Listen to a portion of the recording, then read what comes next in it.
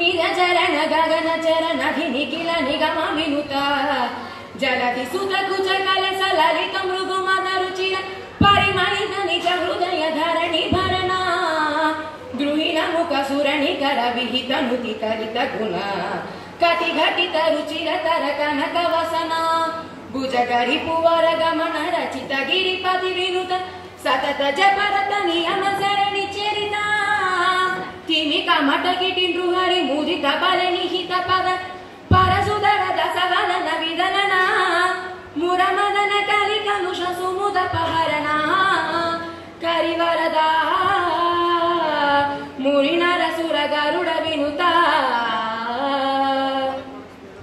ఈ పద్యం ఒక భావం ఏమనగా క్రొత్తగా వికసించిన పద్మముల వంటి కన్నుల జంట కలవాడ, పాదాలయందు ఆకాశ గంగను పుట్టించినవాడ, వేదముల చేత పొగడబడినవాడ, లక్ష్మీదేవికి కలసముల వంటి వక్షోజాలయందు అలరాడే కస్తూరిచే పరిమళించే హృదయం కలవాడ, బ్రహ్మ మొదలైన దేవతా సమూహాల సంస్థుతులతో కూడినవాడ, నడుము ఎందు బంగారు చేలమును ధరించినవాడ, నిమబద్ధమైన చరిత్ర కలవాడ, మత్స్య కూర్మ వరాహ నారసింహ వామన పరశురామ రామ కృష్ణ కల్కి మొదలైన అవతారములను దాల్చినవాడ, గజేంద్ర వరద మునులు నరులు సురులు గరుడులు మొదలైన వారిచే పొగడబడినవాడ అని ఈ పద్యం ఒక భావం.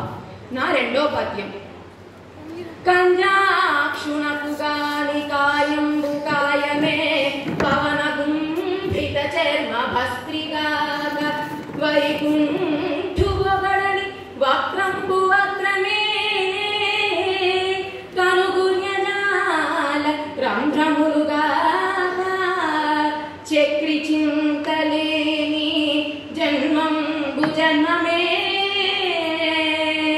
తరల శైల బుద్భుదంబుగా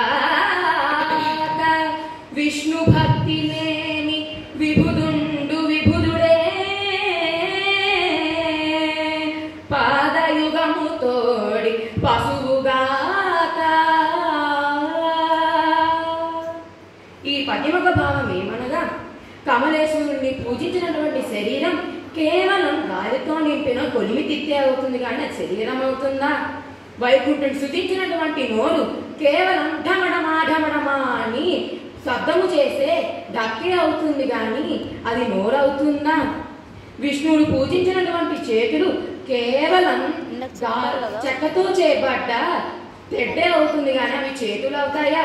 కమలేశుని చూడటువంటి కన్నులు కేవలం శరీరము అనే గోడలో పెట్టిన రంధ్రాలే అవుతాయి కానీ అవి కన్నులు అవుతాయా? చక్రధారిని పూజించినటువంటి జన్మ క్షణికమైన నీటి పొడుగే అవుతుంది కానీ అది జన్మ అవుతుందా? విష్ణు భక్తి లేని పండితుడు కేవలం 2 కాళ్ళ పశువుతో సమానమని ఈ పద్యం ఒక భావం. అందరికీ ధన్యవాదాలు.